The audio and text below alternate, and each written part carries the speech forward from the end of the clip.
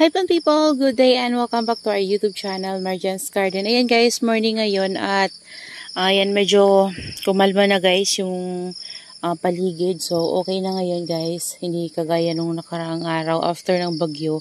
Napakalakas pa rin guys ng hangin at saka ng ulan. So ngayon kumalma na siya. Ayan, sobrang tagal guys ng bagyo dito nagstay sa amin kasi nagsimula siya ng umaga hanggang hapon yun guys, tapos naabutan siya guys ng gabi hanggang magdamag yun guys. At pagdating guys ng madaling araw, doon guys sobrang lumakas talaga yung hangin at saka ng ulan. Grabe guys, sobrang lakas. Nasira to guys na greenhouse natin. Ayan, pumunta dito yung papa ko at pinaayos ko sa kanya. Yung mga dyan guys, yung mga edge natin talagang na ano siya, na loose, as in na loose talaga, parang napunit yung mga pinagpakuan. So ginawa namin, nilipat namin yung pako at hinila namin to kasi lumundo to dyan guys banda sa dulo na yan, tapos naimbakan siya ng tubig. So buti na lang guys hindi nasira yung mga purple delight natin dyan. So nagre-arrange ako, inayos ko yung iba.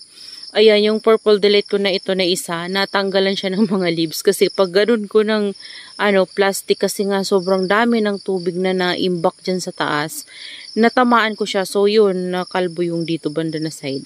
Ayan, so, ayan o, yung dito naman guys, inayos ko to. Ayan o, napakadumi na nga niya. Kasi, as in, ito guys, na nilagay ko to na extension, natanggal talaga to guys. Ayan, tapos yung dito din, ganun din yung nangyari, na loose siya. Tapos ito, itong pagitan na to na pinagdugtungan guys. As in, natanggal yan sila. Parang na punta doon yung isa. Dito naman yung kabila. Nahiwa siya guys. Tapos yung mga succulents na natin na nandito, as in sobrang basa. Lahat sila guys sobrang basa na. Ayan. Tapos yung dito naman guys, ayan o, medyo lundo pa yung dito. Hindi pala guys naayos ang papa ko yung dito banda. Kasi natanggal niya yung pako, ayan, nakalundo siya kasi hinangin pa siya ng sobra. So, sa ko na yan guys, papaayos. And then yung edge dito guys, banda, napunit. Ayan o, makikita nyo, mayroon ng mga tape. Nilagyan ko sila ng tape kasi napunit talaga yung dyan banda. Ayan, so yan guys yung naging problema dito sa ating greenhouse. Ito, lahat to tanggal. Tapos yung mga bagong tanim natin guys na mga succulents na nandito, as in, sobrang basa. Sobrang nag-alala ko guys kasi baka ma-overwater sila. Pero, ngayon, inoobserbahan ko naman guys, parang okay naman sila. Wala namang na-overwater. Merong mga nag-black leaves sa kanila guys, yung mga bago natin na tanim. Pero, parang wala naman naging problema. Pinag-aano ko na sila guys, pinagtatanggal ko na yung mga black leaves. Ayan. And then kahapon, kahit na malakas yung hangin, yung ulan, nagpropagate ako dito. Ayan guys. Kasi yung tanim dyan, nilipat ko dito. Sana ba yun? Nandun ata sa kabila guys. Tapos ito guys, pinasok ko. Ayan. Ito, niripat ko rin to guys dito. Ayan, dito ko siya nilagay. Tapos yung mga, ito guys, yung mga naka-rain or shine natin na succulents. Ayan, pinasok ko muna guys. Ayan, yan sila. Tapos yun, nilipat ko dito, CQ Marble, ayan. Ang tagal na yan guys, sa rain or shine, talagang neglected na yan sila guys. Tapos, yung sinasabi ko sa inyo na laman ng nandito guys, ayan. Ito yung propagation ko, liprop ako to guys nung RC. Ayan siya. Ayan, kasi yung mother plant ko nito namatay na. So yan na lang yung natira at kaya iningatan ko na siya ngayon. Kasi wala na yung mother plant niya sinamatay na lusaw sa sobrang ulan guys. So yan na lang yung natira. Naka-ROS din yan guys.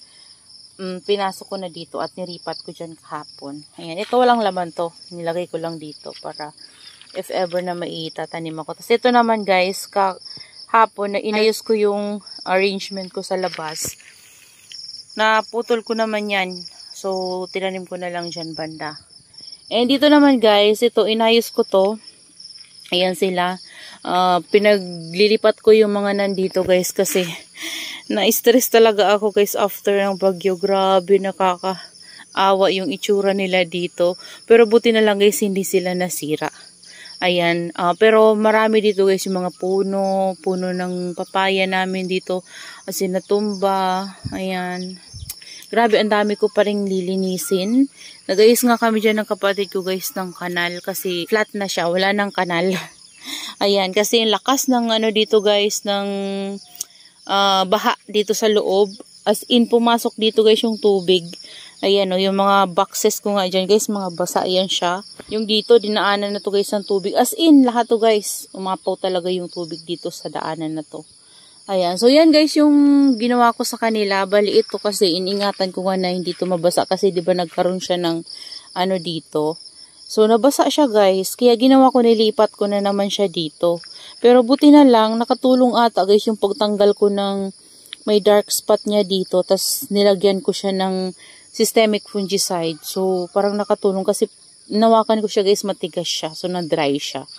Ayan, ito nilipat ko dito itong ating mga ano na to, pinalitan ko sila, 'di ba? Dati yung mga ano natin nandito, yung mga ganito na pot.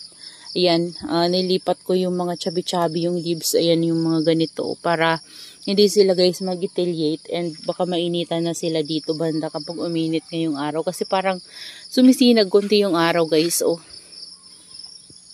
Ayan, dyan banda. So parang may araw siya. So, yung mga lovely rose ko naman guys ay nilipat ko rin dun sa dulo. Ayan. Nais kasi sila nung ano kami guys, nag-ayos kami nung bubong. Ayan, tapos yung dito, ayan guys. Yung mga nandun sa taas natin, yan yung nilagay ko dito. Ayan. Yung ibang snow peach ko dyan guys ay nilipat ko dito sa baba. Kasi baka mafungus sila guys at lagi silang nababasa dyan sa taas. So, ang nilipat ko dyan si Super Balm. And si Super Balm kasi hindi siya lapitin ng fungus. So, ito, lapitin talaga to ng fungus. Ito pa naman guys, ano, may fungus to na dumating sa atin. Ayan, si Snow Peach. So, kinat ko yung isa dito. Ayan. Yan siya. So, yan sila guys. Si Bell Baker, nilipat ko na dito. Tapos yung ating mga big na Monroe, nilipat ko dito. Ito. Tapos si Cubic Frost. Tapos ito yung ating Lotus, nilipat ko din dito guys. Ayan. Grabe, punong-puno yan guys ang tubig. Pinagpuput-put ko sila. Tapos ito naman guys, diba ito. Nandito yung ating prosperity pot. So, nilipat ko na rin sila guys dito sa baba. Ayan, kasi baka anuhin kapag gumangin na naman guys ang malakas. Masapul siya at matumba. Diyos ko, yun yung iniisip ko talaga guys. Durug-durug yan kapag natumba yan guys. So, binaba ko na lang siya guys. Ayan, tapos nilipat ko dito yung ating sedum burrito and then yung donkey's tail. Ayan, naglagay lang ako ng patungan kasi mababa talaga yung pwesto na to. So, yun doon banda, naisip ko na ilagay ko na lang yung medyo matataas. Ayan. Ayan sila. So, dito naman banda, ayan, may vacant tayo dyan. Kasi yung iba, dito ko na guys nilagay sa upuan. Ayan. Ayan guys. So, yung ating, ano nga guys, so, nabasa na din yun yung galing kay Succulenti Amore. Lahat sila, as in, lahat sila nabasa. Tapos dito naman guys, so tignan nyo. Dito nilagyan ko na ng sako kasi, di ba naglagay tayo dito ng buhangin before. Ano na talaga siya guys, putik na. Ayan. Ito, ayan yung itsura nila guys. Pinagsabit-sabit ko na sila dito banda. Ayan, tapos yung dun banda, yung mga propagation natin ng ruby necklace. Ayan. So yung dito guys, okay naman kahit na naanuhan sila dito ng tubig. Tumaas talaga yung tubig dito. Tingnan nyo guys, oh. Ayan, oh. Grabe yung tubig dito guys. Mataas yung tubig dito. Hinayaan ko lang to, buti hindi sila nalunod. Ayan. So, yun yung sinasabi ko sa inyong arrangement ko na inaayos ko, guys. So, ito na lang muna, guys, yung update ko sa inyo. Hindi ko na muna sa inyo may papakita lahat-lahat ng malapitan kasi marami tayo, guys, gagawin pa rin dito sa ating paligid. Ayan, dami ko pang lilinisin sa bakuran. Ayan o, yung kanal dyan guys, so nilinis yan dyan. Nilalima namin. Ayan, tas ito pala o nilagay ko dito, itong ating mga ano na to. Yan, nilipat ko sila dito. So, ayan guys, yan na yung ayos ng ating succulent garden after ng bagyo. Ayan, naisipan ko silang i-rearrange kasi yung iba guys parang nag-i-itiliate na, lalo na yung may mga bumps, kailangan talaga nila ng araw kapag uminit dito guys. So, sana ay uminit na para makatanggap naman sila ng sunlight. So, that's all for today's video guys. Yan, I hope you enjoy watching at mag-iingat po tayo palagi. Ayan, lalo na ngayon, masama yung panahon. Meron na naman ata guys paparating na bagyo, pero sana naman guys, wag na sa ating dumaan, no? Ayan, wag nang pumasok ng Pilipinas kasi grabe guys yung pinsala na iniwan sa amin ng bagyo guys. Daming sirang kuryente, daming sirang kalsada dito sa amin. Hirap ngayon guys sa pagpasok dito sa amin kasi sira-sira yung mga kalsada, as in nag-landslide, and then yung mga tulay na putol. So yun, kaya hanggang ngayon guys, wala pa rin kaming kuryente. Hindi ko alam kung kailan kami magkakaroon ng kuryente. Baka month pa bago kami magkaroon ng kuryente. Kasi ganun dito guys, kapag bumagyo ng malakas, talagang buwan bago kami magkaroon ng kuryente kasi ang dami talagang sira. So, yun na lang muna guys. Binigyan ko lang kayo ng update dito yung mga alaga dito guys sa aking garden. Ayan, yung mga plant lover natin dyan. Hingi ng update. Ayan, ayan sila. Okay naman sila guys. Pati yung mga dito, hindi ko na to tinanggal, oh. Ayan. Kasi wala na ako mapaglagyan sa kanila. So, talagang nababad talaga sila guys sa tubig kasi tumaas yung tubig dito. So, dyan lang sila. Buti guys, hindi sila inanod. Ayan, mabigat naman kasi yan guys kasi nilagyan ko yan sila ng garden soil. So, that's all for today's video guys. Bye-bye.